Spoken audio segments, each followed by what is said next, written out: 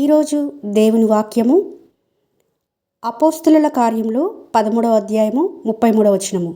నీవు నా కుమారుడవు, నేడు నేను నిన్ను కంటిని.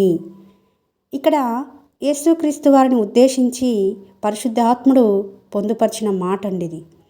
కీర్తనల గ్రంథంలో కూడా ఈ మాట మనకు కనిపిస్తుంది. కీర్తనలు 2వ అధ్యాయము 7వ వచనంలో, కట్టడని నేను వివరించదను, యెహోవా నాకు ఇలాగ సెలవిచ్చెను, నీవు నా కుమారుడవు, నేడు నిన్ను కని ఉన్నాను అని అంటాడు.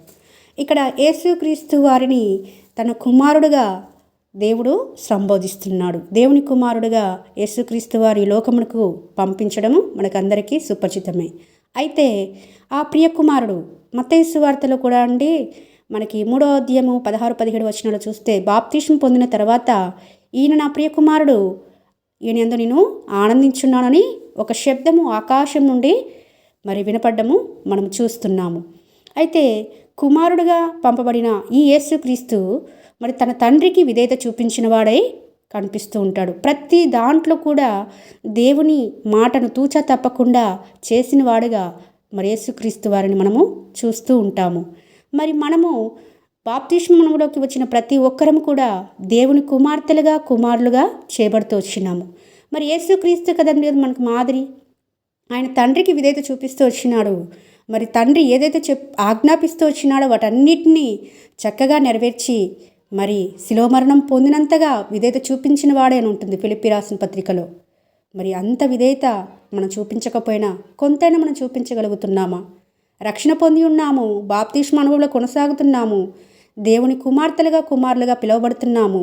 యేసుక్రీస్తు చేసినంత త్యాగం మనం చేయకపోయినా అట్లీస్ట్ ఆయన ఆజ్ఞాపించిన ఆజ్ఞలను, కట్టడలను, విధులను గైకుంటున్నామా?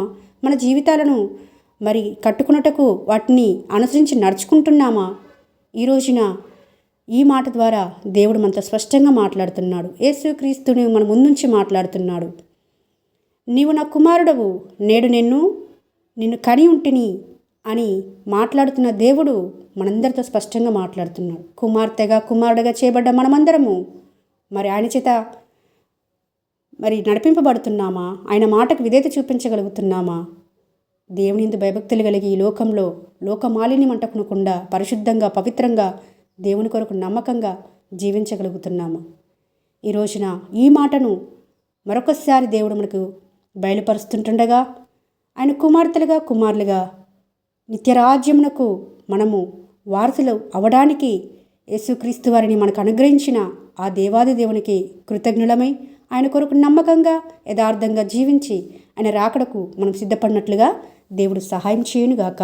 ఆమేన్.